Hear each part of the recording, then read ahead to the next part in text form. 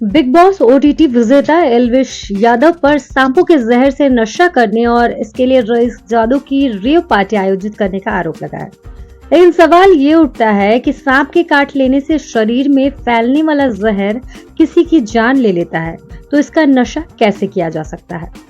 दरअसल चंडीगढ़ में भी कुछ दिनों पहले ऐसा ही मामला सामने आया था। इसमें post graduate institute of medical education and research के साइंटिस्ट के पास 2 मरीजों के केस आए थे जो जीभ पर कोबरा सांप से डस पाते थे।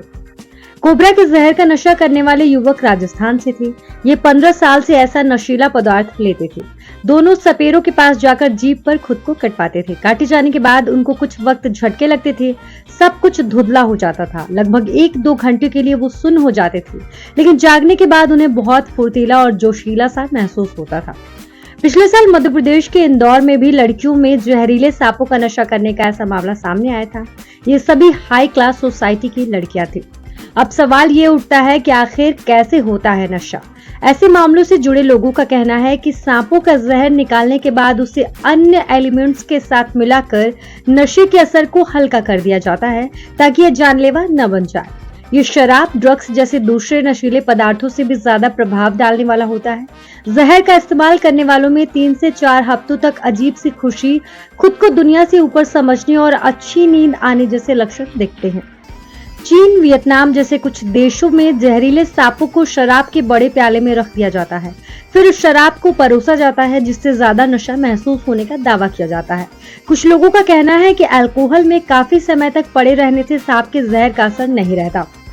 ज्यादातर सांपों को राइस वाइन में कुछ महीनों के लिए रखने के बाद पिया जाता है। सांप वाली शराब को बनाने के लिए स्नैक को राइस वाइन में डाल दिया जाता है। साथ ही कई देशी औषधियों को भी इसमें मिलाया जाता है। कुछ महीनों में फर्मेंटेशन यानी कीड़बन के बाद इसे परोसा जाता है।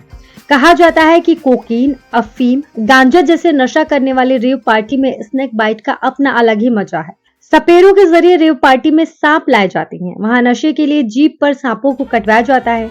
बेबी किंग कोबरा और बेबी ब्लैक मांबा सांप से जीभ के नीचे के दाईं या बाईं ओर कटवाया जाता है। स्नेक बाइट यानी सांप के जीभ पर डसते ही नशा चढ़ने लगता है। ये नशा सांप के नशे के विषैलेपन के आधार पर 5 दिनों से 1 महीने तक अपना शुरू देता है।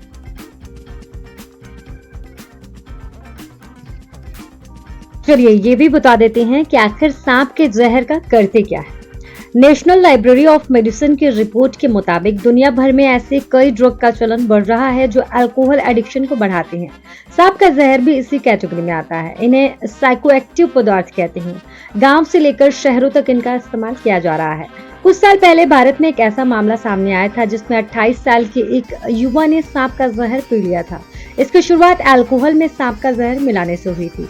पहले उसने शराब और जहर को मिलाकर पीना शुरू किया, फिर एडिक्शन इतना बढ़ा कि उसने जहर ही पी लिया। जनरल की रिपोर्ट के मुताबिक इसके लिए सांपों की कुछ खास प्रजातियों का इस्तेमाल किया जाता है। इसमें नाजा नाजा, कोबरा, ऑफियोड्रायस, वर्नेलिनस, ग्रीन स्नैक और बंगेकरस कैरिलियस यानी कि कॉमन क्रैंथ शामिल है। मुंबई और मंगलुरु समेत देश के कई शहरों में सांप के जहर के एडिक्शन के मामले सामने आ चुके हैं। कमेंट सेक्शन में बताइएगा कि आपको इन सांप के जहर के मामलों को सुनकर कैसा लग रहा है। आप इसके बारे में अपनी क्या राय रखना चाहते हैं।